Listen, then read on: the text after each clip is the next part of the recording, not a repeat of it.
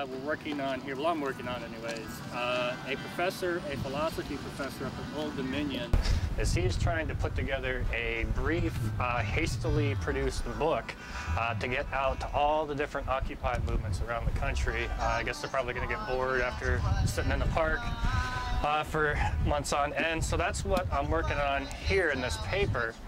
And the idea where it came from, I was actually listening to the president about like 2 weeks ago or something, and he made one of these many references how today, the period we're living in now, is kind of like the Great Depression.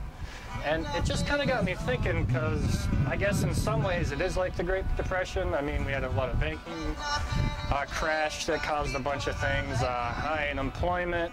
It's following a very, very disastrous presidency. It's Bush instead of Harding now.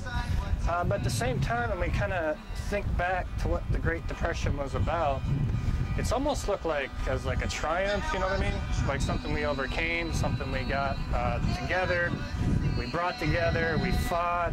My grandpa used to tell me stories about, you know, when his neighbor got a hole in his roof, he'd take an empty can of beans up there and nail it up there. And it just didn't seem like today, especially when we look at the inequality of today.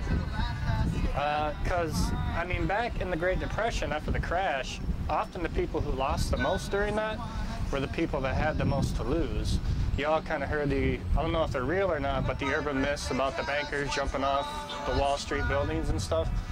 I don't know if it's true or not, but I haven't heard of any bankers jumping off buildings in Wall Street right now, and why would they? Because they're doing better than ever. So that's why I don't think we should look at today's period like it's the second Great Depression. I just don't think it seems to make sense. Instead, I think we should look at it as a second Gilded Age. And I don't know where our Hopkins expert went. He probably could have told you about it better before. But coming out of the Civil War, we had this massive rebuilding of the country and a massive westward expansion, and these growths in industry that were led by these titans. You know the names: Rockefeller, Carnegie, Vanderbilt. Just these massive, massive industry types. And, you know, a lot of them got kind of wealthy doing things that were a bit amoral at the time. I mean, they called them robber barons because, well, they didn't always use the best means to acquire their massive amounts of wealth. And I think that period, more than any other, really resembles what's going on today with this massive inequality. We just tend not to remember that time period because it was ugly. I mean, it's buried. And I swear my high school textbook, like, skipped from the Civil War to World War I, this whole time period. It does it? It's not just me?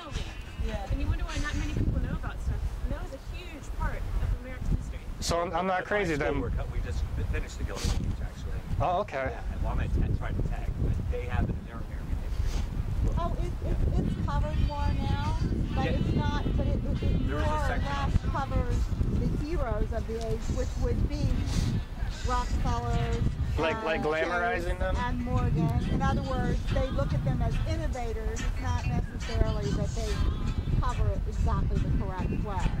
Just like they don't cover the unions in that time period either. Yeah, and that's the Triangle Fire. Triangle Fire and the Pullman Strike and Homestead in Pittsburgh and Blair Mountain in West Virginia. None of this I know of. There are children's books about those things now that I used when I was teaching. Oh, that's excellent to hear. Okay. But besides kind of the massive inequality and these titans of industry that were taking advantage of, you know, newly expanding markets and post-war rebuilding, pretty much the same thing we did now after the Cold War and the internet boom. I think also the way the economy was working back then very, very closely resembles to what's going on now, primarily in terms of how regular folks are exploited both kind of at work through their production, but also through the consumption. I'm originally from coal country in Pennsylvania, and my relatives were always telling me stories more about, you know, the 1920s and how this kind of worked, and other grandparents that worked during the Gilded Age. But like how if you worked for a coal company, oftentimes you had a bad wage to begin with. You were competing with children and all that ugly stuff, we remember. But also they're usually required to, you know, like live in company housing.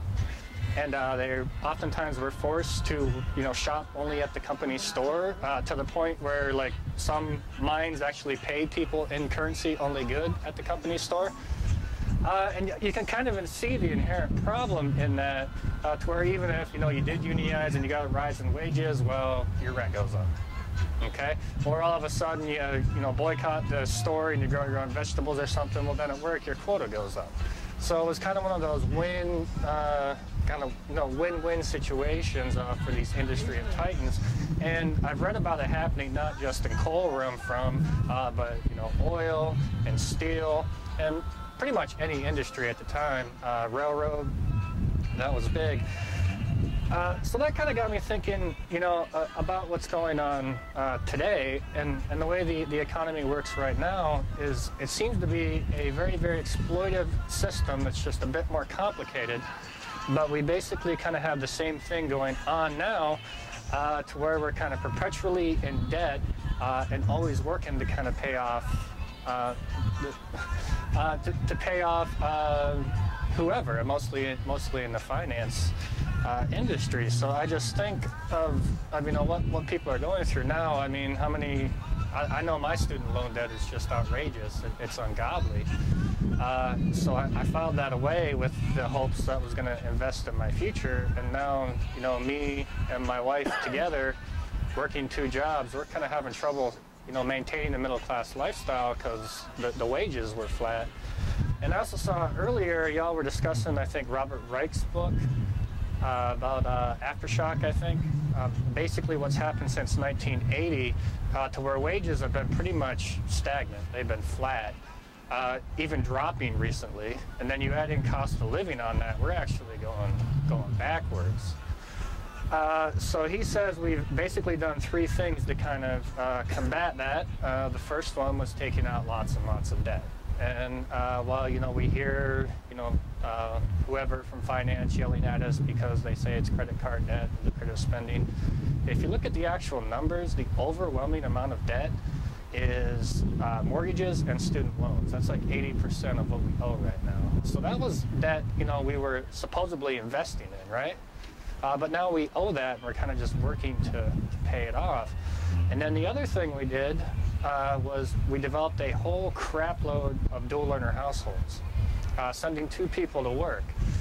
It was necessary. I mean, I'm very feminist and all for equal rights and everything, but for a lot of people that was economic necessity, especially working class people, to get 2 paychecks coming in. It wasn't a brave stance for equal rights. It was just money. And then the other thing that we did was we worked more. I remember when I was a little kid, everybody's all scared the Japanese were going to overtake us because they work more hours and worked harder and longer, supposedly. But now the output we have per worker is absolutely amazing. So we're better educated, we're working harder, we have more people working, longer hours, but where is all that productivity going? And that's kind of the question I'm trying to kind of figure out in this thing that I'm writing. And I'm about 99% sure, just the way now we have to borrow and borrow money and work to pay off our debts, it pretty much resembles the old system, to where we don't quite owe our soul to the company store, but we definitely owe it to this massive finance conglomerate. And I think that's why we're not really going anywhere, because they're getting us now on 2 ends. The wages are suppressed on the one end, and the other time, we're basically just paying off money for the right to work, meaning we took money to have took student loans out to get jobs, and now we're just kind of paying off mortgages of houses that are worthless for nothing. And I kind of I'm losing my notes here, so I'll just I was kind of thinking about how this worked in my own life. I went to graduate school, I did what I was supposed to, took out a lot of loans, went to grad school, my wife did the same thing. Got my first job, was all excited.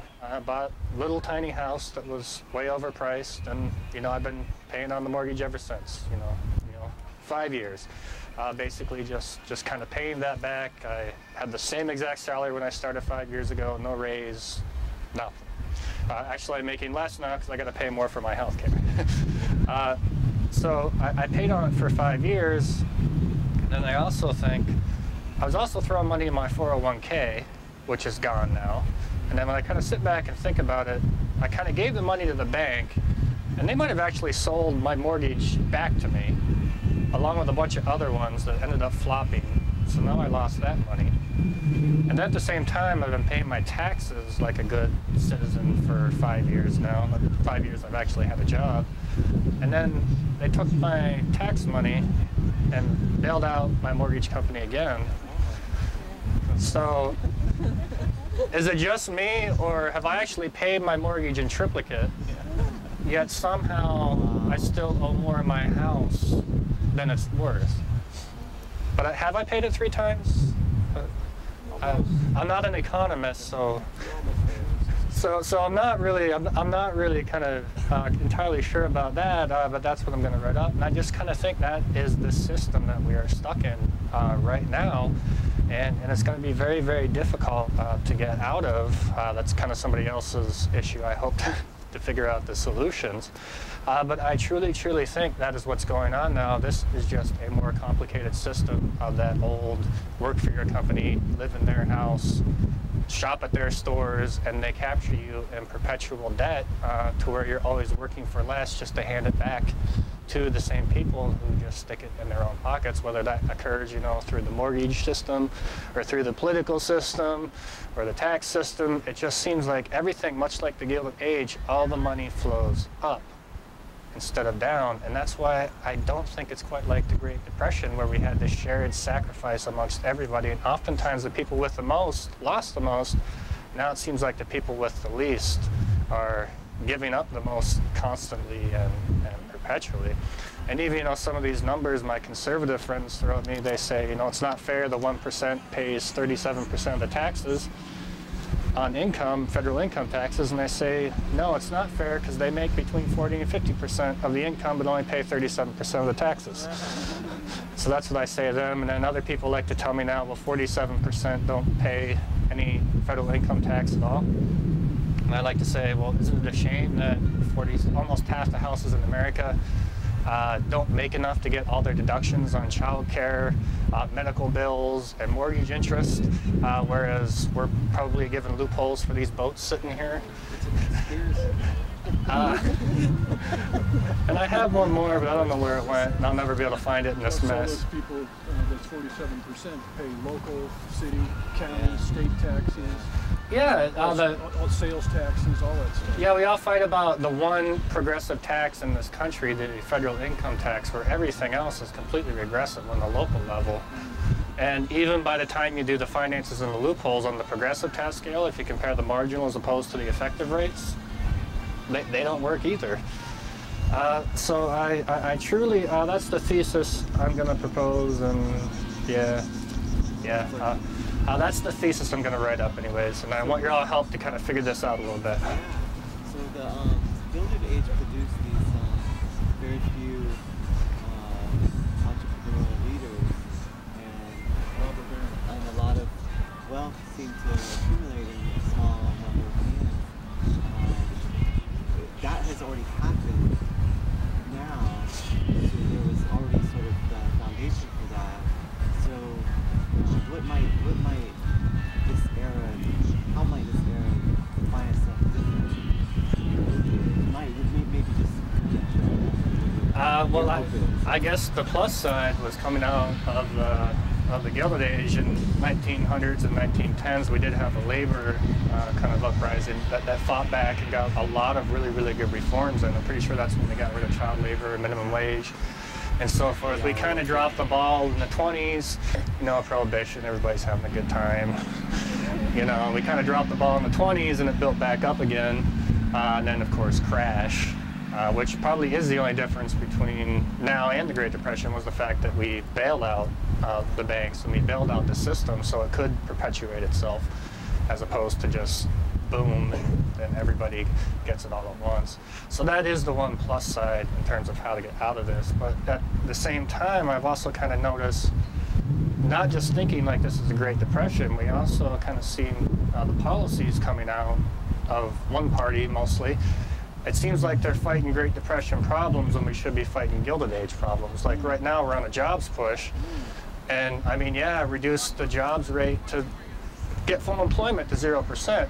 But if we're all working for $7 an hour and we're hundreds of thousands of dollars in debt, what's that really going to do for the economy in the long run? So that's another problem, I think. It's not just looking at depression, but if we're fighting it with depression-era tools, when that's not really the problem, they may be misplaced and misguided. I got a question for you. You spoke about a general strike, and I like the idea. That's not me. That's the guy coming up. Whoever was talking about that, and I like that idea just because it's kind of exciting.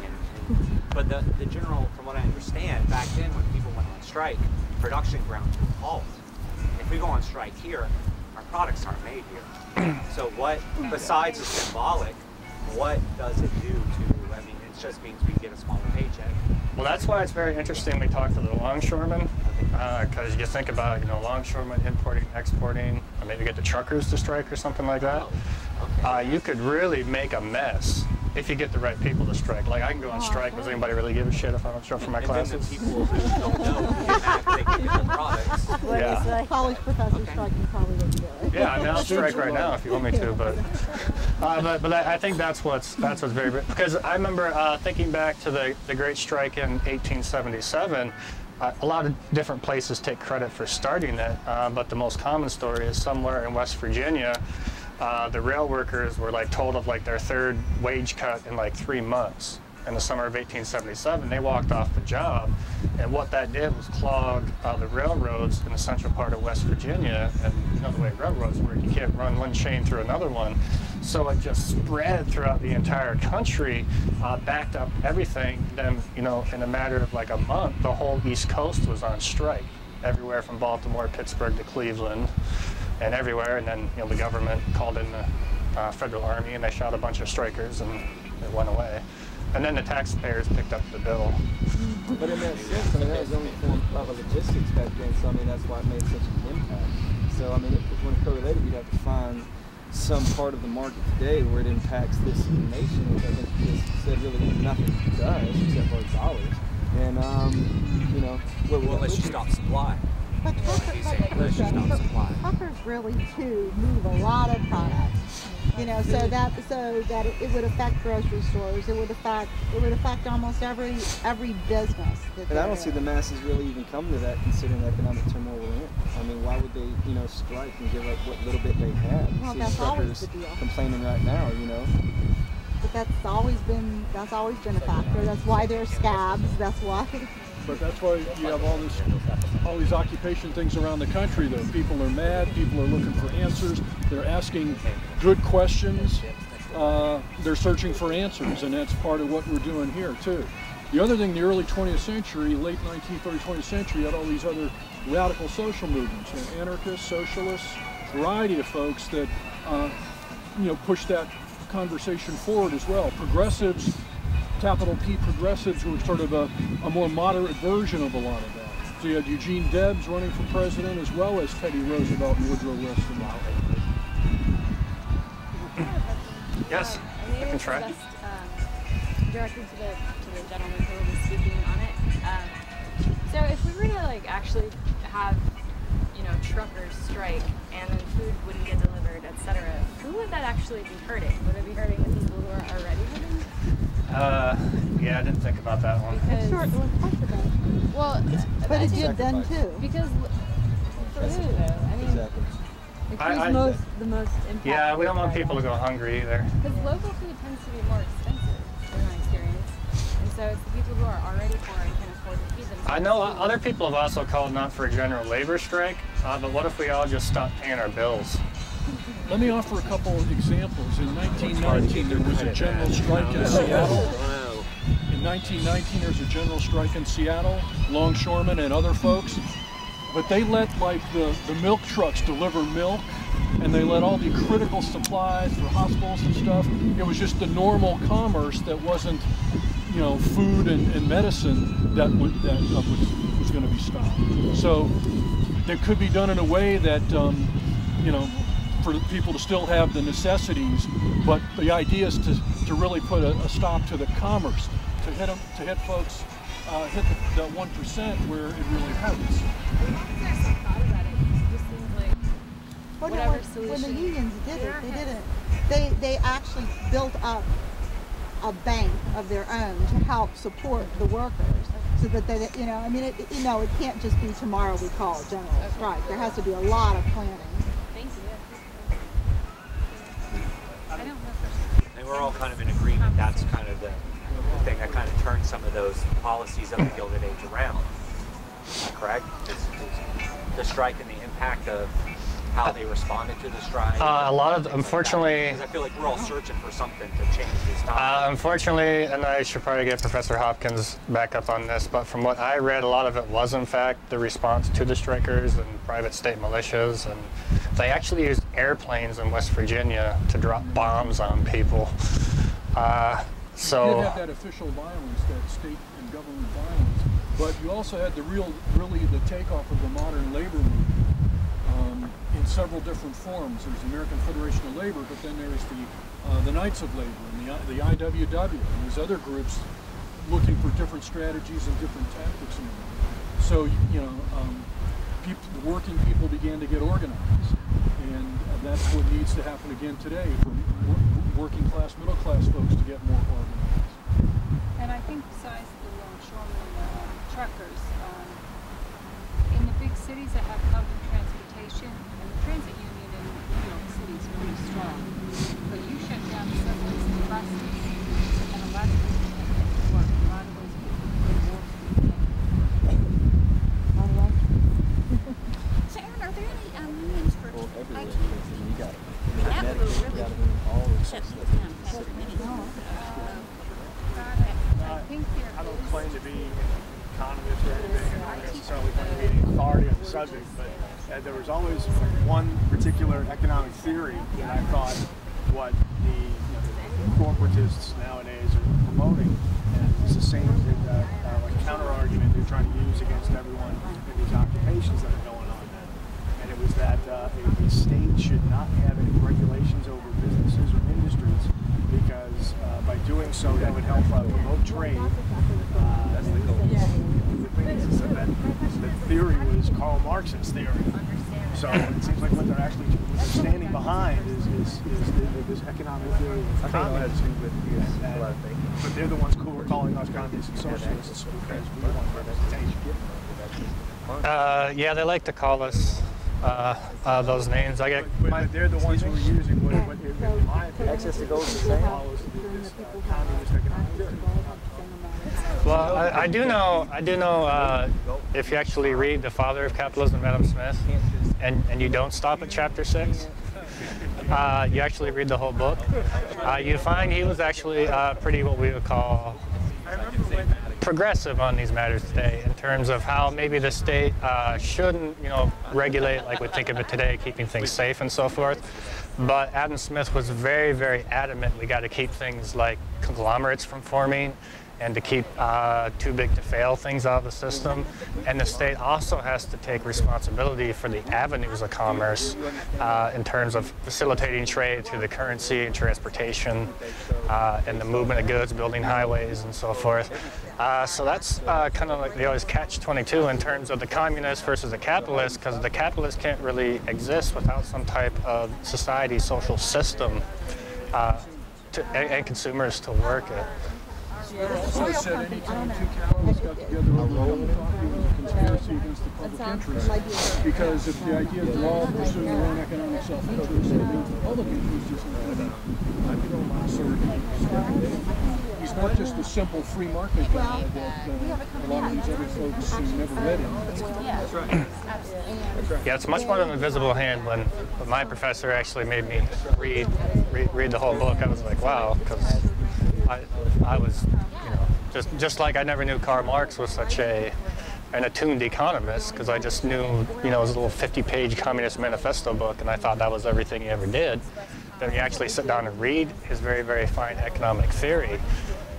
It's absolutely nothing like that.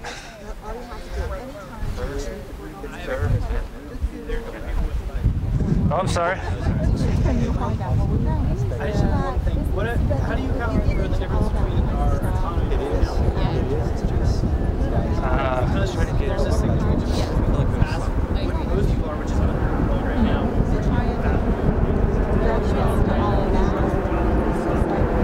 And temp jobs.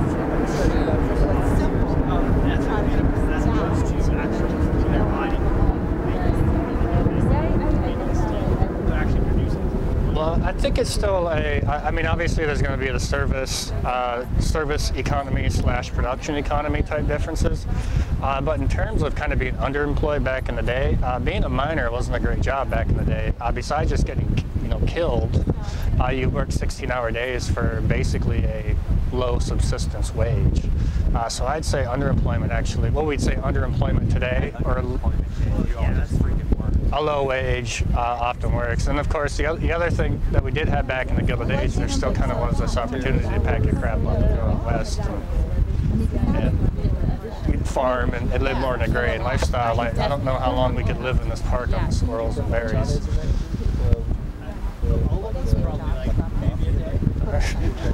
Yeah, so that's like, I mean, now, the planet's kind of conquered now. There's no more markets to exploit anymore. So obviously we're reaching some kind of finite point on what's going to happen with the economic system. I would like to maybe bring the group back.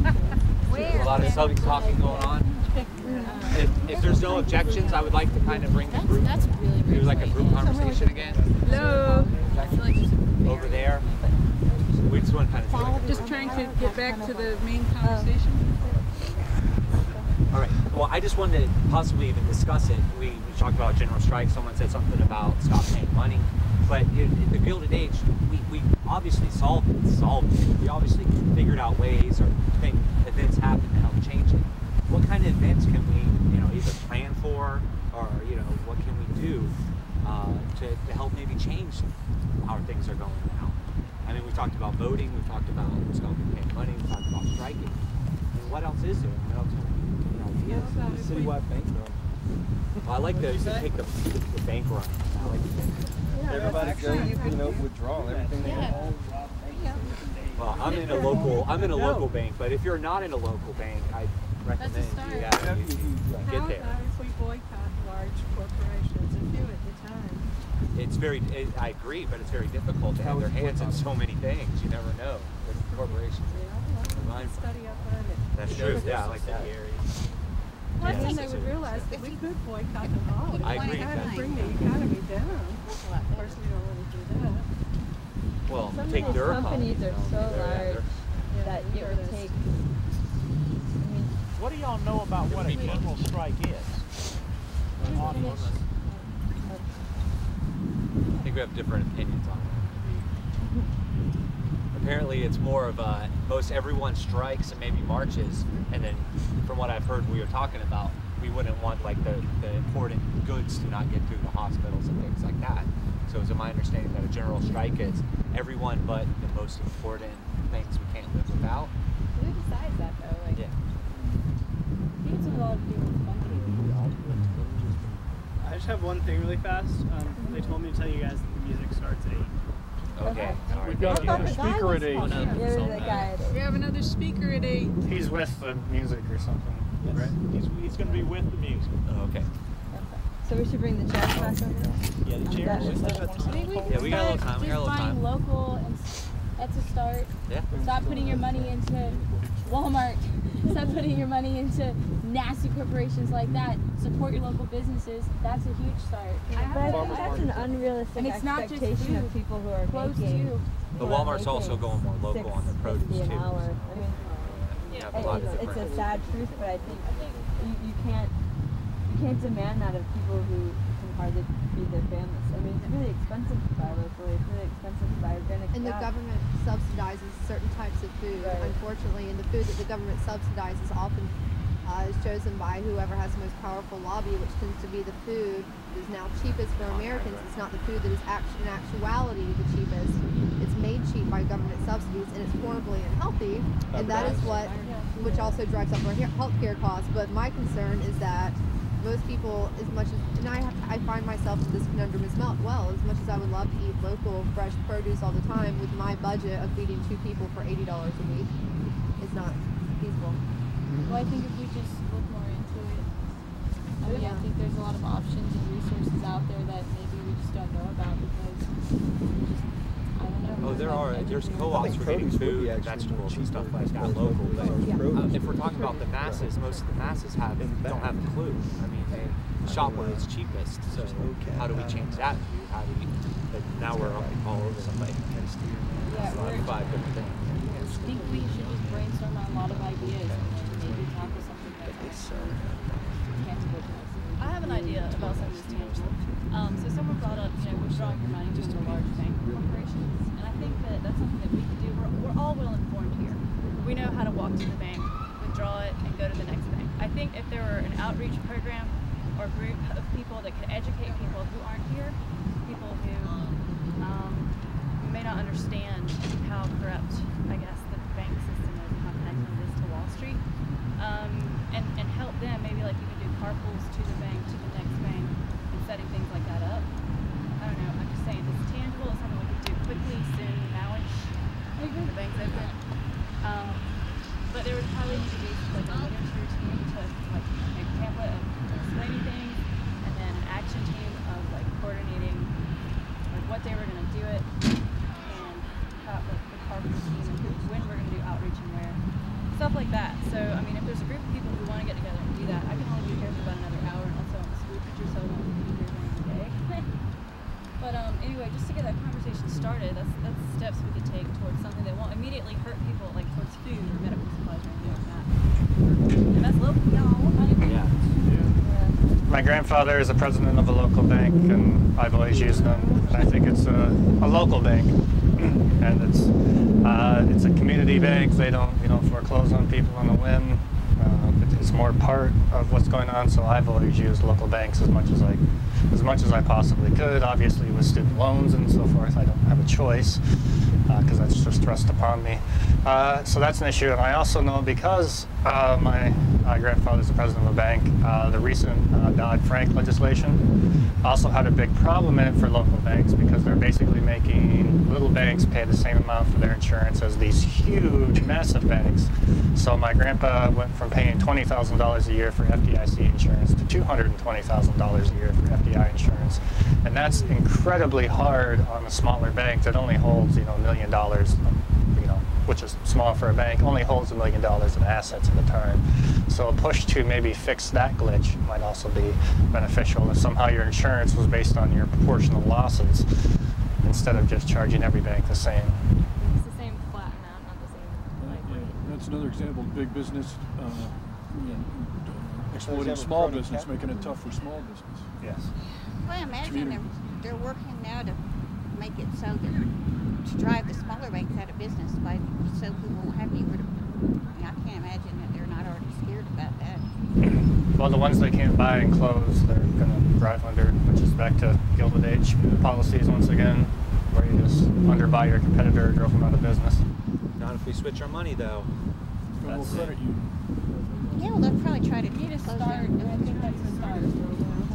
When you think of all these new deals, what we're going to strike and which corporations we Bank want to America's get going some down. boycott. But I think, I personally don't want to make whatsoever, but I agree with everyone here that would want to make. So Well, remember, the more money, too, we stick in local banks, the more money they can lend to other people, so they don't have to go to the big banks. I support it. Yeah.